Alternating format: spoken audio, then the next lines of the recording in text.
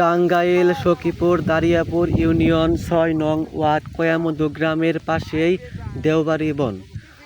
এই বনে অনেকগুলো বানর রয়েছে। তারা অনেক অনাহারে জীবনযাপন করছে, ঠিক মতন খাবার পাচ্ছে না, যার ফলে অনেক বানর মারাও যাচ্ছে খাবারের অভাবে। তাই আমাদের কয়ামধু গ্রামের কিছু মানুষ আবারও চলে আসলাম দ্বিতীয়বারের মতন খাবার নিয়ে। আমাদের মতন যদি কিছু কিছু লোকজন এদেরকে খাবার দেন, তাহলে তাদের খাবারের কোনো অভাব থাকবে না। যারা যারা আমাদের এই ভিডিও দেখতে পাচ্ছেন, তারা অবশ্যই একটি করে শেয়ার করবেন, যাতে এই ভিডিওটি অন্যজনের কাছে যেতে পারে। হয়তো আপনার এই একটি শেয়ারের ফলে এই বানরগুলোর পেটে খাবার যেতে পারে। তাই আপনারা সবাই একটু কষ্ট করে হলেও শেয়ার করে দিবেন, যাতে লোকজনে দেখতে পারে, বানরের জন্য খাবার নিয়ে আসতে পারে।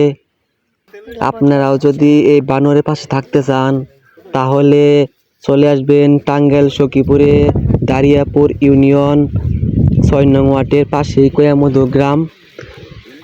এই গ্রামের পাশেই এই দেওয়ারি বন। এই বানরগুলো ঠিক মতন খাবার না পেয়ে অনেকের ফসল নষ্ট করতেছে, যার ফলে কৃষকরা বাড়িতে ফসল নিতে পারছে না। আপনারা যদি কিছু কিছু করে এই বানরের জন্য খাবার নিয়ে আসেন, তাহলে এই বানরের প্রাণ বেঁচে যেতে পারে, তাদের খাবার পেটে যেতে পারে। আপনারা সবাই কিছু কিছু করে এই বানরের জন্য খাবার নিয়ে আসবেন। এখানে হয়তো বানর সবগুলো নেই, কারণ এখানে বানরের সংখ্যা কম। এই বনে ৮ থেকে ৯০০ বানর রয়েছে, যারা ২-৩টি দলে ভাগ হয়ে আছে। আজকে আমরা একটি দল পেলাম, আরেকটি দল পাইনি, যার ফলে এই দলকে আমরা খাবার দিলাম।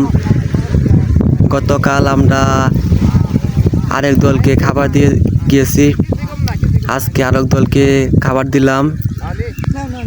আজকে আমরা এই বানর জন্য কিছু কাঁচা সবজি নিয়ে আসলাম। এখানে দেখতে পাচ্ছেন, বানরের বড় বানর চাইতে বাচ্চা বানরই অনেক বেশি।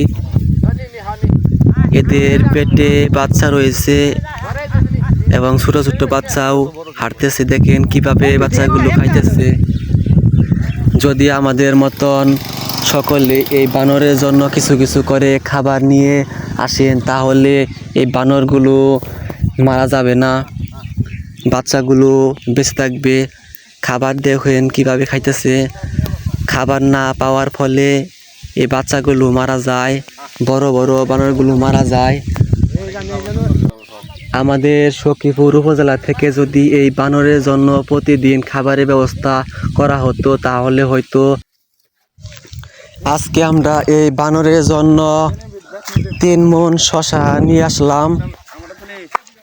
গতকালকেও আমরা ৩ মণ দিয়ে গেছি, আজকে আমরা ৩ মণ শসা নিয়ে আসলাম। আমরা এসে এখানে ১ বস্তা ঢেলে দিচ্ছি, এখন আমরা আর ১ বস্তা ঢেলে দিব।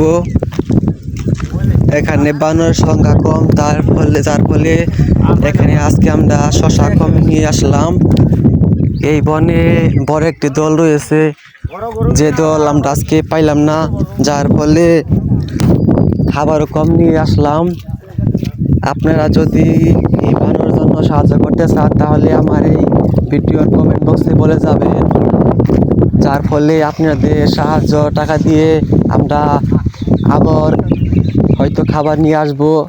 আপনারা যদি চান, আপনারা নিজেরাই এই বানরের জন্য খাবার নিয়ে আসবেন। এখানে দেখতে পাচ্ছেন অনেকগুলো শসা দিয়েছি, এগুলো হয়তো তারা ভয় পেয়ে আমাদের সামনে আসতেছেন না, আমরা যাওয়ার ফলে তারা খাবেন।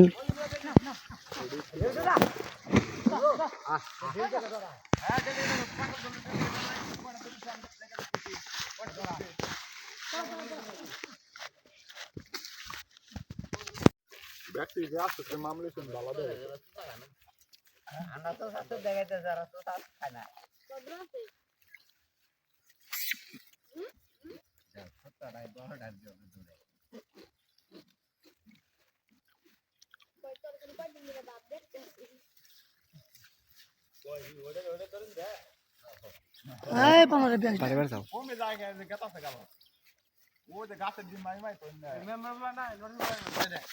হালা আসলো পনেরো টাকা